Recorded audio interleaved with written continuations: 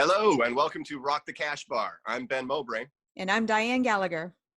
Every week, we pick one song and do a deep dive into the lyrics and explore the different ways they've been interpreted. We will also discuss how the song connected to us on a personal level, focusing on all the embarrassing details. Glad to have you here. Now enjoy the show.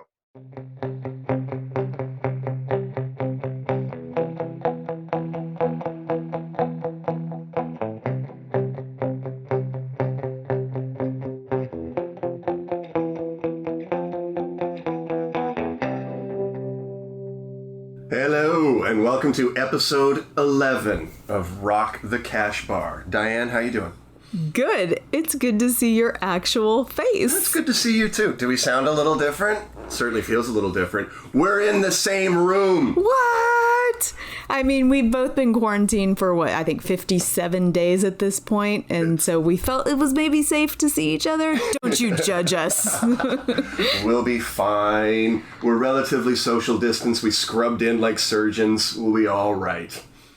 It's exciting. It's time for half a return to normalcy. And figure out what normal's gonna feel like. How does normal feel like to you? It feels like we should cheers. Salud! Salud, salancha. Yay. So we're actually in the Cash Bar today. I'm excited about today's episode. I am too. I think for the people who know this song, they're going to be like, ooh. And the people who don't are going to be like, what? But we're going to learn them. Yeah, but this is, first, this is my favorite song. Like, I really do think that this is my favorite song. Oh. The song that we're starting off with is, it's a song written in 1893. And it's been my favorite since I was a kid. It's called Happy Birthday. And we're just going to go right into the lyrics. Okay, the first line is Happy Birthday to you. Ah, so deep. I mean, you can tell that the speaker's being positive. You know, like it's happy. I mean, the first word is happy, and then it's birthday. And everybody loves birthday. Everyone loves their birthday. But you can see how the lyricist is creating mystery. Like, happy birthday to who? And then it's you? Exactly! Oh my God. Surprise. But then there's the second line. Happy birthday to you. I mean, he just brings it home. Well, yeah, he knows he's making a solid point, right? Like, Yeah. You gotta hammer it in. But here's the deal. The third line is happy birthday, dear. Oh, wait, it may not be about you. It's the great thing. That's what I love about songs is you just change one word and it changes the whole meaning. Oh my God. Happy birthday, dear Dianne. You're blowing my mind. And then the last line, this is a dramatic conclusion. Happy birthday to you. Lyrically perfect. I can't believe it took us so long to do this song. It's not my birthday, by the way.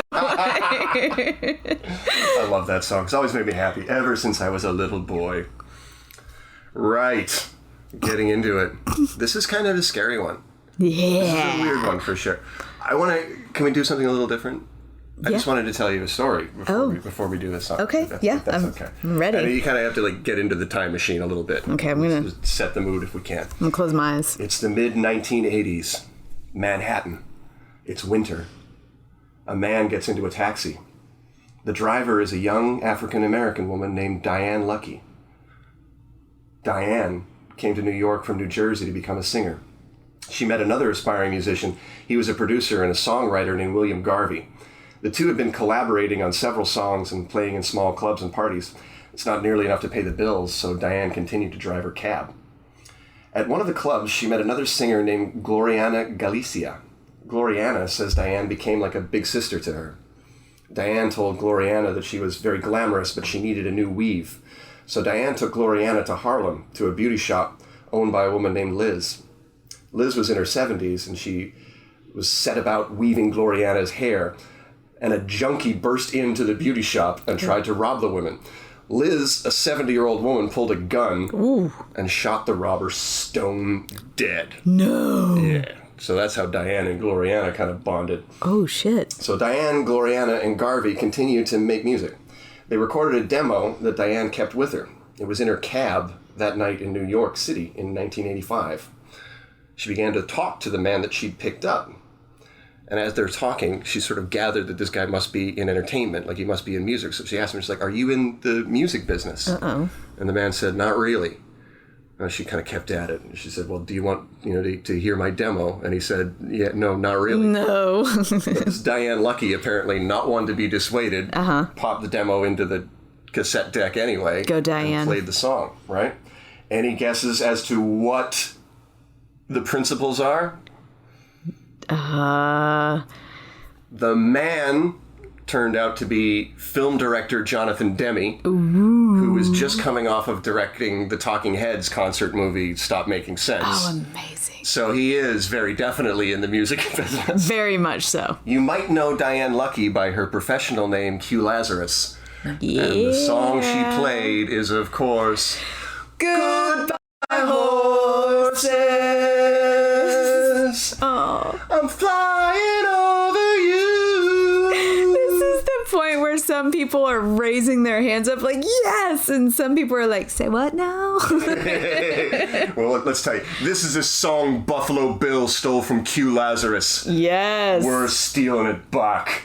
So, what we're going to do with this song is we are going to rescue it. We are going to rescue it from the stigma that everyone, when they hear the first two little beeps of the song, they immediately see Buffalo Bill in Silence of the Lambs, putting on his skin suit, tucking his dick back between his legs, and throwing his arms out to a T and shaking his hips and looking at himself. Buffalo Bill in all of his glory. We also, prior to sitting down to record this, made a promise that neither of us is going to say it puts the lotion on its skin. We promised. And I've kind of broken that promise, but I do want to point out that the promise was made. Yes.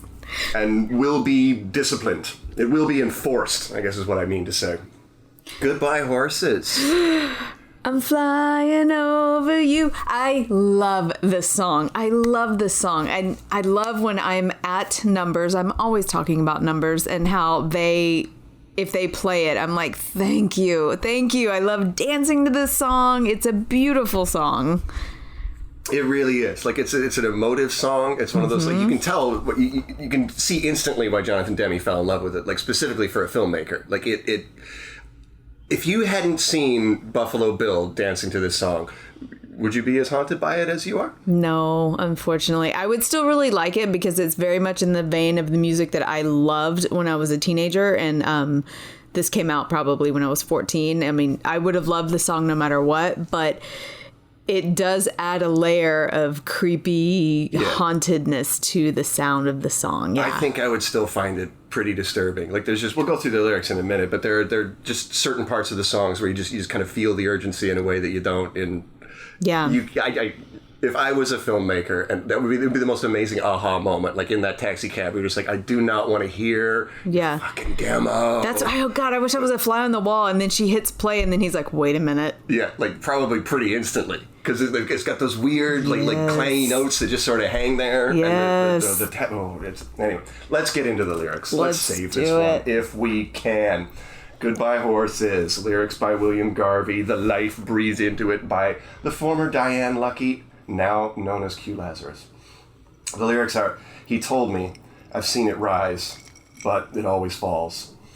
I've seen him come, and I've seen him go. So it almost kind of has it's got like a Wild West feel to it. Like it's one of those things that this could come from the streets of New York, or it could come from the streets of Laredo. Oh God, I've never thought of it that way. Now I'm reading it that way. Mm-hmm. He said, all things pass into the night. And I said, oh no, sir, I must say you're wrong. I must disagree. Oh no, sir, I must say you're wrong. Won't you listen to me? Yeah, I like it. Putting up the fight there. He told me, I've seen it all before. I've been there. I've seen my hopes and dreams lying on the ground. I've seen the sky just begin to fall. He said, all things pass into the night. And I said, oh no, sir, I must say you're wrong. I must disagree. Oh no, sir, I must say you're wrong. Won't you listen to me? Goodbye, horses. I'm flying over you. Goodbye, horses. I like it because it's poetry. It doesn't apologize for being everything that poetry can be. It reads exactly like a poem. Yeah, I mean, it's vague. It's all over there. It's just waiting for you to put your own feelings on it, which is what we're going to do. And what Jonathan Demme, I want to say, did to this song, but he also, like, he found it and lifted it up. Like, you can't blame Jonathan Demme. You can't blame Silence of the Lambs for kind of, like, robbing us of this song, because it's the vehicle that brought it to us. It's so crazy when, like, okay, so most people that know the song from the movie, they're going to think it has like really creepy lyrics or bad lyrics, like something bad's going to happen to somebody. But then, like, say you never saw the movie and you just read this, like if you opened up a book of poems and you read it and you would just read it like a poem, like what would you think of it? What would you get out of it? And then after doing the research on it and knowing that what the 5 horses meant, I can read this poem and see it in 3 completely different lights. Yeah, it's all over the place. It's amazing.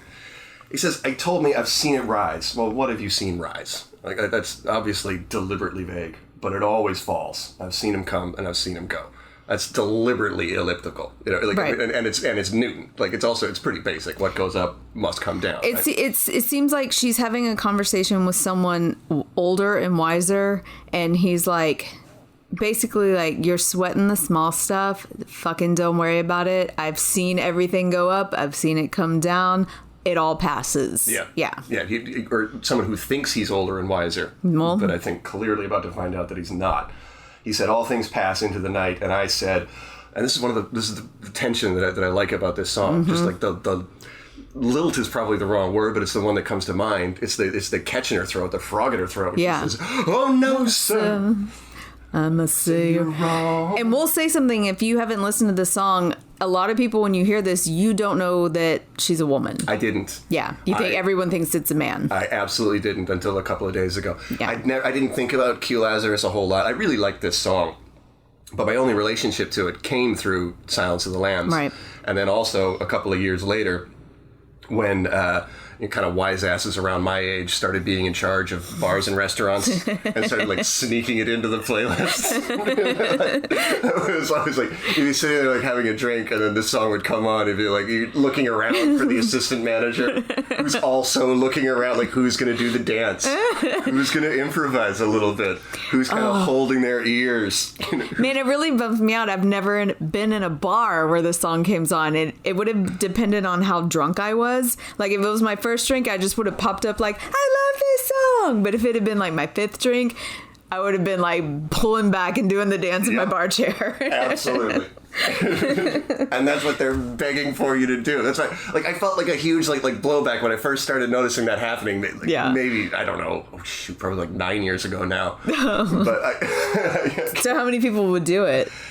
It's one of those songs that it's always somebody. Like you could put that song on anywhere and then just like try and like you could almost like place bets like who's going to do it. Somebody's going to do the dance, somebody's going to react negatively to this, or somebody's going to be like absolutely thrilled. Somebody's going to pick up and go like, this is, I love this song, thank you. But it's just this song. Like I've talked to people who are just like, oh no, I love Q Lazzarus. You're like, well, I've never done it, but I'm sure they're just like, okay, well, can you name another Q Lazzarus song? God, no. I can't either. No. I mean, I did a little bit of research, so she's been in in a couple of other Jonathan Demme movies. Oh yeah. What was the other one that was big? Philadelphia. She's actually in Philadelphia. Oh shit. Yeah, she does the Talking Heads song, and that's a connection as well. Jonathan Demme directed Stop Making Sense. He obviously knows the Talking Heads, right? So he has Q Lazzarus herself cover a song in She's actually in Philadelphia singing a song. Amazing. The scene where Denzel Washington and his wife are at the party, and Tom Hanks and his boyfriend Antonio Banderas are dressed as Navy officers, and they're dancing, and it's like the first time that Denzel's character sort of like really internalizes the humanity of Tom Hanks's character, right? Philadelphia came out in 93. Silence of the Lambs came out in 1991. Yeah. I don't think it's any accident. Okay. Jonathan Demme is trying to make up for some of the damage that Silence of the Lambs did to the gay community. Oh, wow. Some of the menace that he was bringing out in the Silence of the Lambs, he's clearly trying to apologize for and make right with Philadelphia. And he's bringing Q Lazzarus in. Did you just make that connection in researching this? Or have you thought about this before? I didn't always know that. Oh, interesting. I'm a film geek going all the way back. Okay. And that's my film geek prime, so I always knew that Jonathan Demme directed both movies. Okay. I didn't put together culturally that, he's clearly trying to fix something. I'm sorry. I really love the homosexual community, and I really want to show it. Sorry. he says, all things pass into the night. And I said, oh no, sir, I must say, I love the way that her voice catches. Mm-hmm. Like, I love the way she's like, oh no. Because that's a problem that I think everybody has, but I kind of feel it acutely, where there's that moment where you gotta say something. Yeah. Like somebody's saying something wrong, but you don't want to be the guy who actually like picks up and has the courage to just go, you're completely wrong about this. And like hate to interrupt, but oh no, sir. Yeah. Whoa, no, sir. And of course, and then she's begging at the end of the verse. She's saying, won't you listen to me? Yeah. But it's so plaintive. Like the way she sings that song, it's won't you listen to me? It's not a demand. She's not saying listen to me. She's begging him, like, won't you listen to me? Yes. You need to forget about this and listen. He told me I've seen it all before. I've been there. And this is where she's kind of like, her voice gets very dramatic because she's taking on the mannerism of the guy who's telling her something she knows to be wrong. She's saying, I've seen my hopes and dreams lying on the ground. I've seen the sky just begin to fall. Well, the sky can't fall. Well, to me, she's seen the worst pain that she's ever seen, to me. Like this, and there's a lot of internet discrepancies on this, but a lot of people think like someone has died. Like she's seen like a horrible death, or someone, she's lost someone really, really close to her. I've seen my hopes and dreams lying on the ground. The sky began to fall. And he keeps saying all things pass into the night, where I feel like she's like, fuck you. Like, I am in so much pain. This is not just going to pass. It's going to pass into the night. Yeah. It's like the male speaker is telling the female speaker, just like listen to me. I know about pain. And she's going, I really don't think you do. You don't know my pain. We've talked about it before, but my friend John was married to my friend Sara, once she posted online, was like, how do you know if you have a separated rib? And I was feeling kind of snarky, so I wrote back, like, yeah, if you're in such extreme pain you can't even stand up, maybe you have a separated rib. And she just wrote back to me and says, Ben, I've had 4 children. Like, oh, yeah, your idea of pain and mine are completely different. Oh my gosh. I want to know more about her. Like, well, okay, did you not take the drugs? Because I took the drugs. I still don't know if my understanding of pain is that of yours. But that's most of the songs. All things pass into the night. Oh no, sir, I must say you're wrong. That's what she's saying. Like, yes. Some pain stays with you. Like some pain you're going to have to deal with. You're going to have to reconcile somehow, some way. Yes. You can't just wait for it to pass into the night. And then the refrain repeats itself a couple of times. Goodbye, horses. I'm flying over you. It's I'm flying over you, not I'm lying over you. I always thought it was I'm lying over you. So did I. God dang it. That is definitely I'm flying over you. Because I don't think about horses flying. And now that I've did the research on the Bhagavad-Gita, where the whole horses thing comes out, I understand it now. But I wouldn't have put that together. I always thought it was I'm lying over you. Mm-hmm. Yeah. I kind of always thought of it like Goodbye Horses was really all I knew about this song. Like I knew the melody of it. I knew it was haunting. Mm-hmm. I knew just the faintest little bit about it. I knew it was called Goodbye Horses. So I thought that they were just like, not that you're literally saying goodbye to horses. No. But just like, these are goodbye horses. Like, what type of horses are they? These are goodbye horses. I never even thought that much about it. I just sang it and didn't think about it. Yeah, I didn't really internalize any of it either. Yeah. That's why I always listen to it. But the horses are symbolic, guys. They are symbolic. Do you want to talk about it? It's Hindu symbolism. Yes. Is it not? The horses symbolize the 5 senses. Yes, they symbolize the 5 senses, not sentences. So according to the writer, the song is about transcendence over those who see the world as only earthly and finite. The horses represent the 5 senses discussed in the sacred Hindu text, the Bhagavad-Gita, which I actually brought. I have the book. My husband is a fan. He's, I think, read the whole thing, which makes him better than me in so many ways. He's read everything. And it's about the ability to lift one's perception above these physical limitations and to see beyond this limited earthly perspective. Which is what the lady is explicitly saying in the song. Right. He said, all things come to pass into the night, and I said, oh no, sir, I must say you're wrong. Yeah. Like, they don't pass. They don't. You can pass over them. Yes. And that's probably like the meditative, as long as you find the center. Right. And get the chakras burning. Do chakras burn? I don't know. Well, see, after reading about this, and I have some more about literally what the Bhagavad-Gita says about this, I feel like this song does take a turn at the end where it starts saying goodbye horses, where maybe she kind of lets go and tries to get over her pain listening to the guy. So here, I'll just read this. In scientific terms, horses represent our senses, which needs to be controlled. Horses are known for their speed, dynamicism. I've had like a rum and coke and I can't say that word right now. Faithfulness and devotion. For realization, speed, dynamicism, faithfulness and devoteness all are necessary, but horses are also known to get out of control if not tightened. One needs to sacrifice the internal uncontrolled horses to keep the internal horses under control so that we can acquire the divine qualities of horses. In the book, in the Bhagavad-Gita, they talk about the sacrifice of the horse. It means that no spiritual yagna, I don't know if I'm saying that right, is complete unless we learn to control our senses. So it's like the guy she's talking to is trying to get her to elevate her mind above her pain and just let it all go. And I don't know if in the final lines in the course of the song where she's singing Goodbye Horses, if she actually starts to achieve that level of letting go, or if it's the guy singing this to her, like, let it go, like, goodbye horses. Yeah, it's like, how many times have you been in that situation where a guy is in a frantic state? Like, think it back to the Springsteen episode where some weird dude just kind of shows up on your door, or shows up at your door, banging on, like, tell me, little girl, is your daddy home? Right. Like, this is almost like an extension of that conversation. Like, you could almost hear this character in this song saying, oh, no, you don't want this. Yeah. You don't need to do this. You're making a terrible mistake. You need to set your horses free. You need to get up above this. You need to separate yourself from your five senses. Yes. Take a look at yourself from an outside perspective and understand that this isn't going to pass. Yeah. You're going to get past it. Right. Like, it's always going to be with you. It's always going to be inside you, but you can get away from it. Yeah. You can get above it and beyond it. The song is so poetic and it's so good. And it's one of those perfect songs that, we're not going to pin down the exact meaning of the song, even though the writer said this is what I meant by it. But it's one of those songs, it's like, it's out in the world. You take it how you want it. You feel it the way you want it.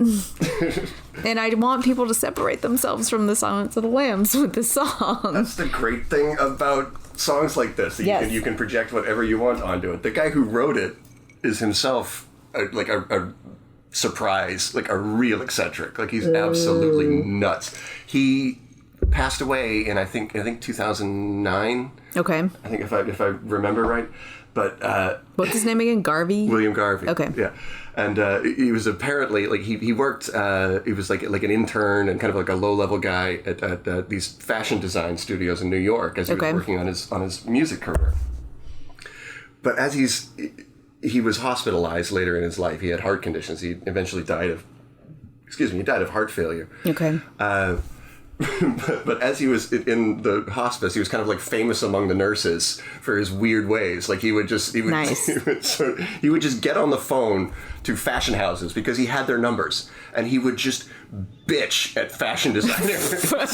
That's entertaining. Yeah, like he's in like intensive care, and these and he would organize like dance parties for all of these people who were at death's door, and then to entertain him, he would call up like Karl Lagerfeld or something. Oh my God, what a treasure! Just bitch at his assistants, which is just the best way to go out. That's amazing. How old was he? He died in his early 50s. Okay. Yeah, he wasn't that old at all. Oh, that's great. Crazy. I love a character. Get me fucking Karl Lagerfeld. Also, here's my poetry. I read Hindu script.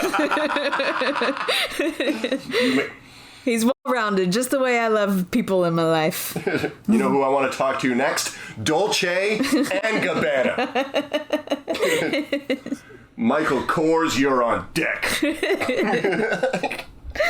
Oh, I'm sad that we lost him. But the people who are truly eccentric like that and can just be on all those levels, they always go early.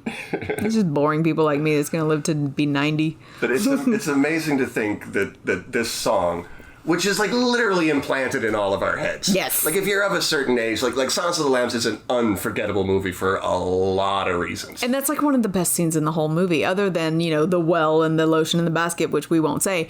That's one of the best scenes of the whole movie. You can't pick a best scene from that movie. I watched it today, and there's no the things that you remember everything that you take away from it. Of course, the ending scene with the "I'm having an old friend for dinner." Yes, that's awesome. But it's the moment that we, as the viewer, understand, like, what a psycho he is. It's the moment you're like, oh shit, he's wearing human skin. This guy is so badly broken. This is something that Demi said when the movie was coming under fire from really the gay community at large in 1991, 92, right?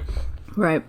I don't think we even used the words LGBTQ then. I don't remember it. I think that kind of came into my mind. It was gay. Yeah, it was just, and it was, everybody was just all lumped into one thing. Right. Any differences between. So as he's sort of defending his film against people in the gay community who are saying, well, this is clearly transphobic, which it is. Like, it is. It really is. It really is. It's unfortunate that, this serial killer was a crazy gay guy, but yeah. But this is what, and it seemed like the quote that I read from Demi today, it seems like it would be a reasonably good defense of that movie if you wouldn't release Silence of the Lambs in 2020. No. Certainly not without looking at that character in a hell of a lot more depth. Right. But what Demi says about that character is just like, hey, look, this guy is so badly broken. He doesn't even know who he is. Right. He's not saying that gay people are broken. He's not saying that trans people are broken. What they're saying is that this specific guy's brain has collapsed so badly that he doesn't recognize himself. He doesn't know who he is, and all he wants to do is transform. Yeah. And the only thing he can think to do to transform is to get rid of his masculinity and get in touch with his feminine side. Oh, it makes me so sad for this which is entirely serial killer. Relatable, but yeah, overall, Silence of the Lambs is. I'm gonna go home and watch it tonight. I didn't have time to do it today because I have a 5-year-old, and you can't watch that with a 5-year-old. It's late. It's going to be dark when you watch it. Don't do it to yourself. I'm okay with it. When was the last time you watched it? It's a scarier movie than you remember. Oh my gosh, I'm 42. I would say it's been over 10 years for sure. Is it creepy? It's really creepy. Like it's the weird thing about Silence of the Lambs is it doesn't treat the gay community very well, but as a feminist movie, like it treats Clarice Starling incredibly well. Yeah. Like it gives Jodie Foster a whole lot of agency and a whole lot of depth that isn't even necessarily in the text of the script. Like there are glances that she gives and the way that she sort of faces down men. Yeah. Like as the camera, and this is a decision that Jonathan Demme has clearly made. Like as the camera is focused on Jodie Foster, men will be talking, and you'll see in her eyes that what she's thinking and how that he's obviously trying to communicate to the viewer ideas that are not necessarily in the text. He's clearly trying to slip feminist ideas into this serial killer thriller. Do we know the sexuality of her character in this? I can't remember. No, it's never really mentioned. Like she doesn't have a boyfriend, she doesn't have a lover, or anything like that. Now, every dude in the movie who meets her makes some kind of come on, or the eyes linger, and Hannibal Lecter has plenty of monologues who talks about, do you feel their eyes on you, Clarice? Things like that. So good in this. So good. And yes, there's a crazy scene in that movie where the filleted angel scene. Yeah. That's the one that always pops in my mind. Where I remember that scene was like, holy shit, that was frightening. And that's the scene where he escaped, and you're like, shit, where is he? Yeah. But that character that he fillets kind of stops Clarice as she's coming in to interview him. They've moved him to Memphis. I only just saw it recently, so I'm sorry if I'm kind of flying. But this is the famous one where he's in like the bird cage, sort of thing in the middle of like the great big room.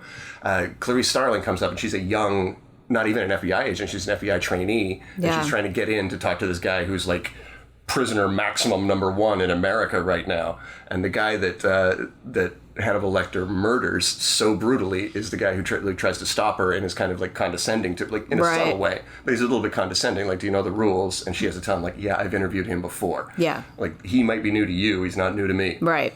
I've seen it all before. You're going to sing the whole song like Hannibal Lecter now. And also, like, the man in the song, like, getting away from the movie for a second. Okay. But the man in the song might as well be Jonathan Demme in the back of Q Lazzarus's cab. Like, if you kind of go through and read it again, it's almost like the song sort of like sprung out of nowhere or sprung out of that exact meeting. Yeah, okay, so I don't know where you're going with this, but is it like, I've been in this industry, I've seen it all before, you know nothing yet. And Exactly. she's like, oh no, sir, I must say you're wrong, I'm good. Yeah. You're gonna like me. I don't want to listen to your fucking demo. Yeah. Just drive the cab. Yeah. Oh no, sir. I must say you're wrong. I must say you're wrong. And then he is wrong. Yeah. Oh, is he ever wrong? Yeah. He used this in Married to the Mob. Yes. Which is a movie that came out in like 1988. So he uses it twice. Mm-hmm. So he's obviously in love with it, and obviously in love with it for good reason. Are you ready to get into the story of Q Lazzarus? Yeah. I say Lazarus. Lazarus. This is what makes this song fascinating. Like, I chose to do this song. I chose to do this episode. And I jumped on it and agreed because I love it. I didn't want, like, I was, like, in the back of my mind, I was like, oh, that might be interesting. You know, we'll talk about Silence of the Lambs or whatever. But I didn't really want to do it because I didn't want to go into all that Silence of the Lambs stuff. And I certainly didn't want to do the lotion on the skin joke or any of that. But I do like separating, like, when art like this, when the movie and the song are so tightly wound, like, I like trying to unwind it and think about what it might be like if it stands alone. This song is amazing because it literally seems to come out of the ether. It came out of nowhere and then it left. Yeah, like it comes out of the bowels of New York. Here's this great artist. Like, how many great artists are in New York right now? Millions. Right. There's so many thousands of people. And the hard truth is they're not going to get recognized. No. They're not going to reach a lot of ears. They're going to try everything that they can. They're going to practice. They're going to become great. Right. And they're going to get forgotten. But somehow, like, off the streets of that city, through a taxi cab, comes this... Broke on through. Yeah, this mushroom cloud of a song that kind of comes out. And then the fascinating part about it is that she just disappears. Yeah. She literally goes away. Like, after 1996, nobody has heard from her. Okay, so go into this. This is really good. This is kind of like Finding Sugar Man. That is kind of the same thing. She's gone, and she's like, there's no announcement. There's no, like Q Lazzarus wasn't... They weren't that big. Right. But, I mean, come on, being the most memorable song on the biggest box office hit of 1991, that is huge. That's really, really big. You would think that would be a career starter, not, like, slinking back into the shadows. Yeah. Yeah. And then Jonathan Demme helps her out again, or helps the band out again, and puts them in Philadelphia in 1993. So within 2 years, they have these two huge exposure moments. But then by 1996, she's literally gone, and there's no farewell concert. No. There's no announcement of retirement. There's no party in New York with all the cool people. There's no Demme having everybody over to what I presume to be his palatial Hollywood estate. Yes. To say goodbye to Q Lazzarus. She just disappears. She just stops performing. There's stories that she moved to England and started a rock band there. Okay. Nobody can confirm that. Okay. Surely you'd be able to confirm that, right? Yeah. But you can't. There's internet sleuths that have done it. There are rock journalists who have gone to do it, but you can't. There's certain people who may or may not have known her who say that she may have gone to England, and that's it, and that's that. Did you see that there was someone who said that she tweeted on Twitter saying, like, this is me, my name is this, I'm fine. Yeah, that's not until many, many years later. Okay. It comes back to, because nobody's forgotten about Silence of the Lambs and nobody's forgotten about Q Lazzarus. Right. So around the time that the song starts making a comeback, people start looking at, well, where is this woman? You know, what has happened to her? And they can't find her anywhere. There's nothing for it. So there's plenty of rock journalists who are tweeting out, like, if anybody knows where Q Lazzarus is, I'd like to know. It becomes a thing on Reddit. People start looking for it in like unsolved mysteries. And of course, the immediate thing that you go to is like, where's Q Lazzarus? She's probably in a well somewhere. But up, ching. She's definitely trying to catch Precious wherever she is. So a Twitter account pops up, and the Twitter name is AKA Q Lazzarus, so also known as Q Lazzarus. But the actual name on the account is Dianne Lucky, yes, which is known to be Q Lazzarus's name. Right. Well, any internet savvy person could put this hoax together, right? Right. But if you look into it, so there was a rock journalist named Gorton. I forgot his first name, but his last name is Gorton. He starts looking into it. And he finds a lawsuit that was filed in 2015 against a bus company in New York. And a woman named Dianne Lucky was suing the bus company for refusing to hire women. Okay. What year? This is 2015. Okay. Oh, right. Wow. And this is on Staten Island. So he's like, all right, she's still here. So this Twitter account, comes back and starts sending like private messages to some of these journalists saying, "Hi, my name is Dianne Lucky. I sang a few songs in the 80s and 90s. I'm alive and well. I have hundreds of passengers on my bus in Staten Island every single day. So I'm not hiding, and I'm not dead. Oh my God. Like I'm just happy. I'm just a bus driver now." So did no one be like, okay, let's have an interview? Why did you stop? Where did you go? Okay. Because they found an address. Like this account, like in what looks to be an effort to prove that they're real, this Twitter account sent out a phone number and an address, right? So they call the phone number and they get like, "We're looking for Dianne Lucky." Like, okay, there's no one called Dianne Lucky here. These kind of like weird sort of half. So they go and knock on the door and they talk to neighborhood people, and everybody in the neighborhood is sort of like standoffish, right? Like they're not saying, "What the hell are you talking about?" They're not looking at the journalist like entirely quizzically, like, right, huh? What? The fuck? Yeah. Q Lazzarus, what are you talking about? Dianne Lucky? So they kind of know. Yeah, they're just kind of just like, "No, I don't know what you're talking about, man. I don't know." So they knock on the door of this house, and a guy answers the door, and he's got like a long, gray ponytail.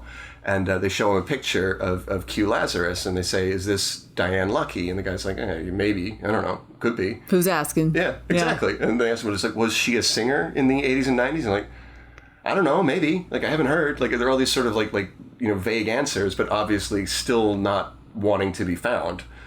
And Q Lazzarus herself, Dianne Lucky, who's apparently registered at this address in Staten Island, hasn't come forward any further. So it's like... Is that the end of it? That's pretty much the end of it. Well, damn it. But what's... Dianne, what happened? Why'd you leave? I know you want to know, but this is the only theory that really makes any level of sense to me. Like, it's such accidental happenstance that this song makes it out there to begin with, and then it gets tied to this movie, and then it works its way into everybody's brain. Like, as a creative person, if you had a victory like that, like if you were actually able to get that done, and then everything else that you tried, like say you did go to England and start a rock band and that's not working. Right. Is there not a way that you could tell yourself, like, well, I did it. Like a song I wrote, a song that I sang is in people's brains and it impacts them incredibly heavily. I can drive this bus all fucking day. I can drive this bus for the rest of my life. Especially if she's one of these people that was really just in it for the art and not the fame. There's so many people, like I'm one of them, where I'm like, I've never had any interest in being famous. I like my privacy. Like, she could have been one of those people where like they were trying to push her into fame. Like, you got to go on tour, you got to go on MTV, you got to do all, and she would be like, yeah, no, that's not what I want. Yeah. I wonder, like, because apparently, like, her royalties for this song they haven't been collected.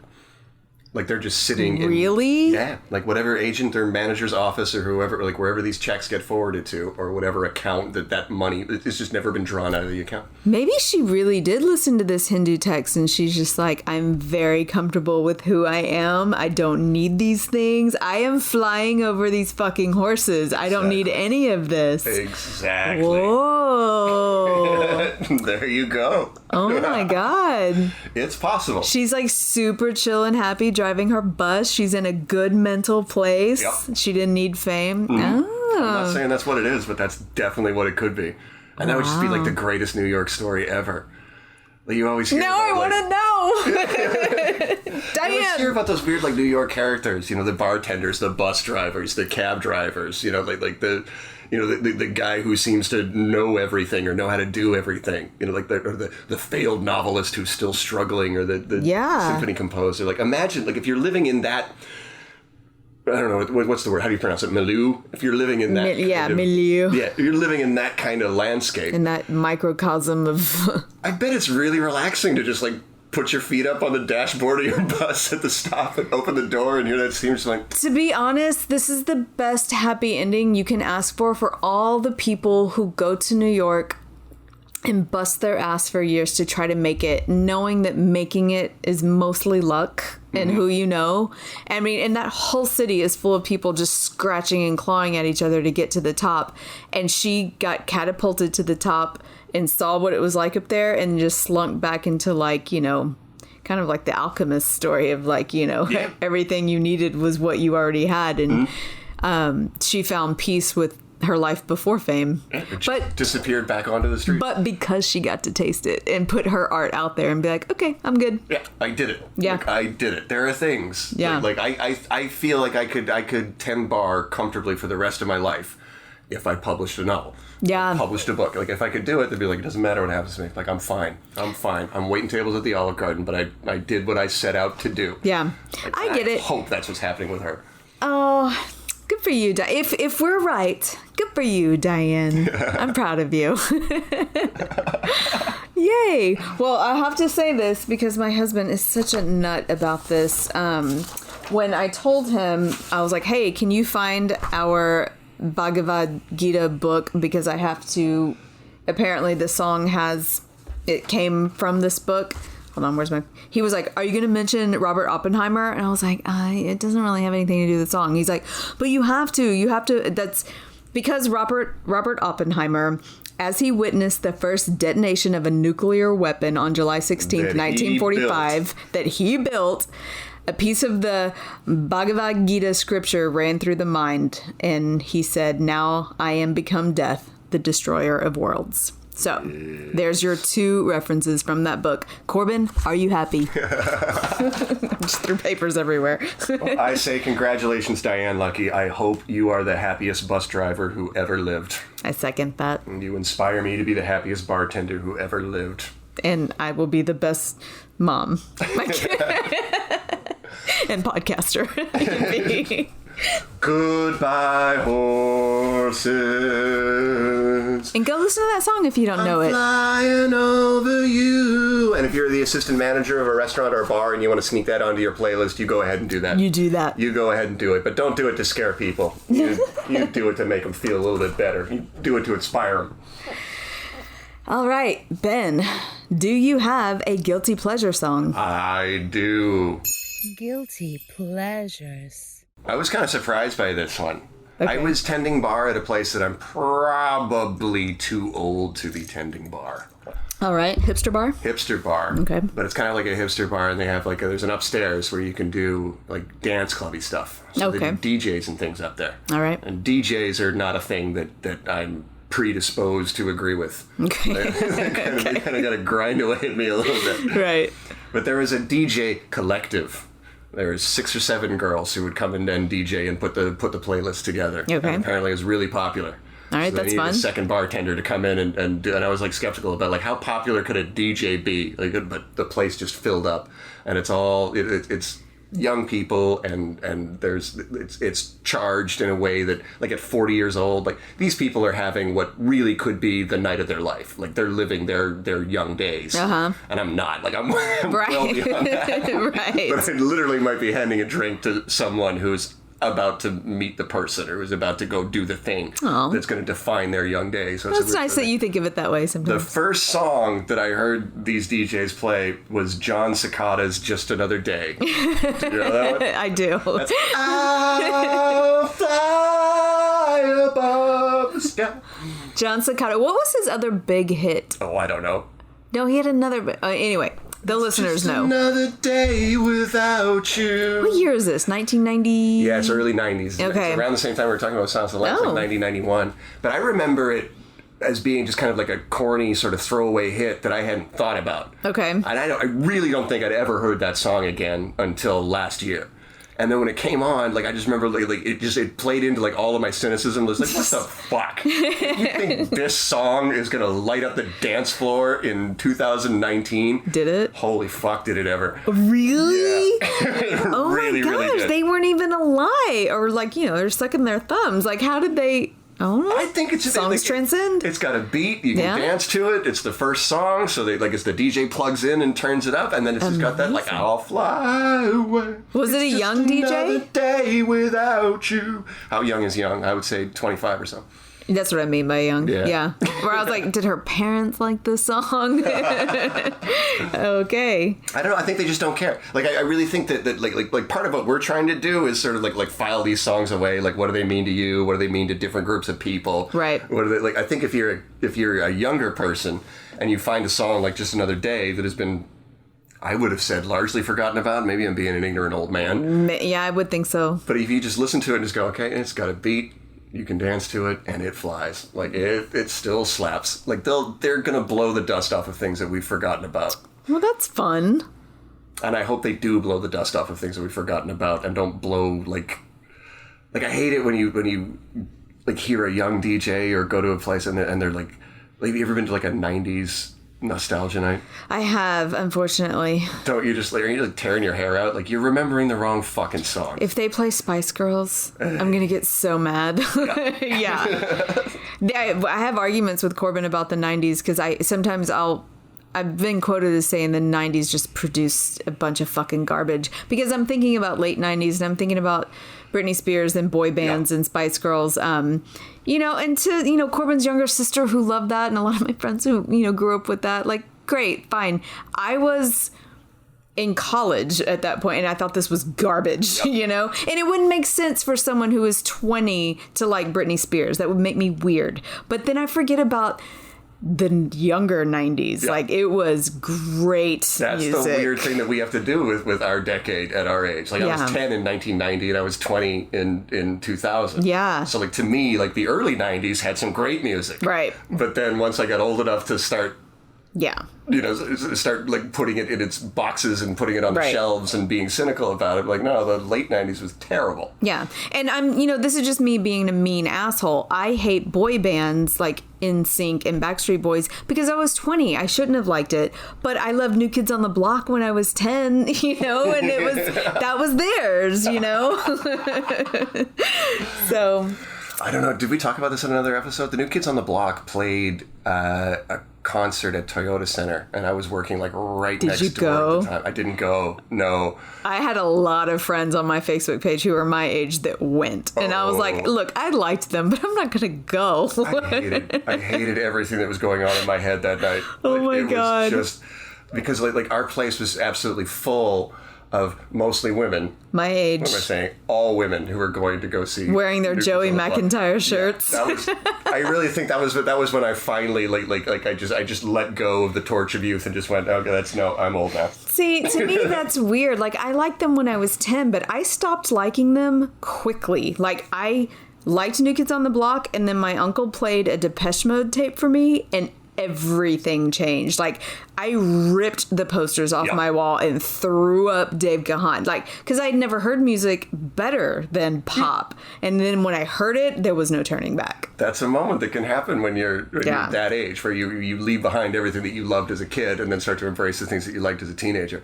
I was talking to a woman who was older than me as I was bartending. She's old enough to be my mom. Okay. And she was asking me, like, well, what did you like for toys when you were a little boy? And I was just like, well, it's kind of weird. Like, I remember, like, there was one Christmas where I was just like really, really into the Teenage Mutant Ninja Turtles, and then by the next Christmas, like, I absolutely hated them. And I just threw them all away. And she just looked me right in the eyes and just kind of goes, so you're 37 years old. Whoa. Holy crap, that is mom strength. That's a talent. Oh my gosh. I wonder if she has like 30 kids. Like, how is she so good at that? She's probably had a lot of kids, a lot of grandkids. She's bought all the gifts through all the years. Yeah. Do you have a guilty pleasure song? I do. Okay, so this is just me showing off like my range of music. So if you ask me, like, my favorite band of all time is Depeche Mode. I don't know if I've ever said that. So that puts me square into I love new wave. I grew up with new wave. I was a teenager with new wave. It spoke to me. I love The Cure, Depeche Mode, whatever. But you heard me last week. My guilty pleasure song was this 1990s.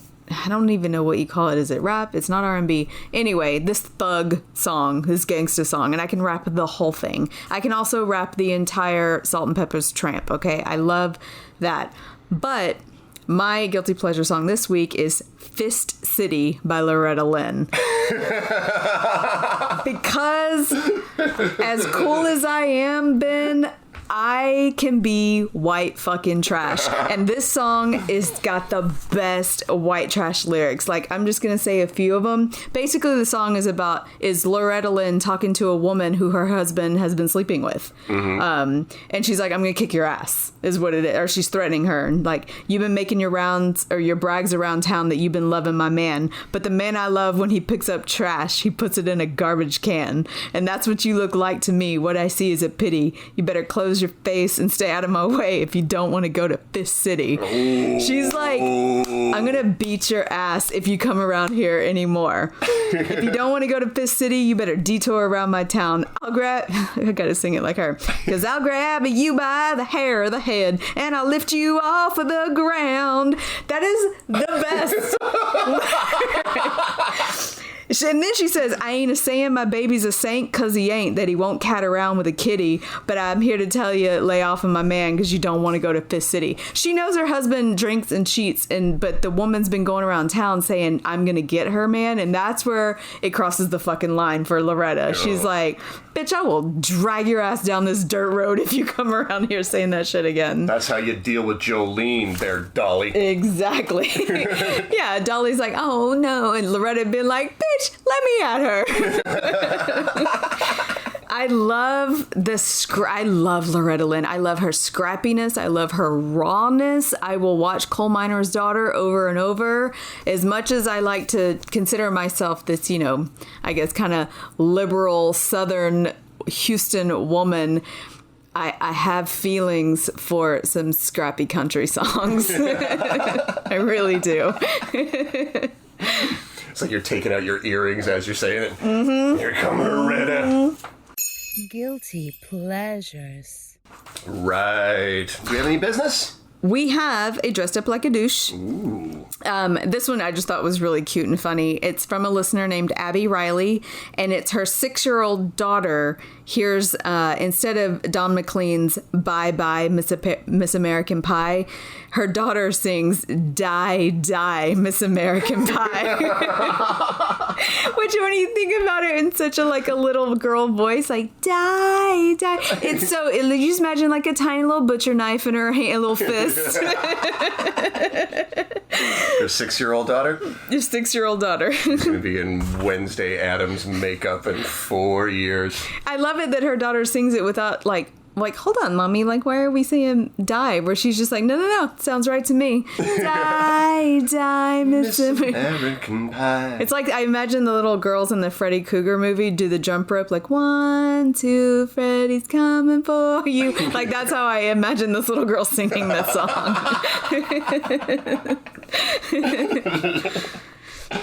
Yeah. Well, that's Goodbye Horses. I'm sorry, I'd like to talk longer, but I'm having an old friend for dinner.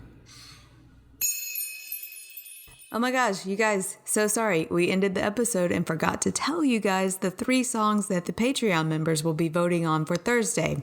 So, this week we are going with 3 Pearl Jam songs. That's right. We're having them vote on Yellow Ledbetter, Black, and Alive. So, if you want to be one of the people who also gets to vote, you can join our Patreon. No pressure there. But those are the 3 songs. So, okay. Again, bye-bye. That's a wrap on this week's episode of Rock the Cash Bar. Tune in every Monday to find out the new song of the week. Send us an email at rockthecashbarpodcast@gmail.com and tell us your personal misheard lyrics so we can read them on the podcast. You can also reach us at Twitter and Instagram at Rock the Cash Bar Podcast. Please rate, review, and subscribe on Apple Podcast or wherever this podcast was downloaded.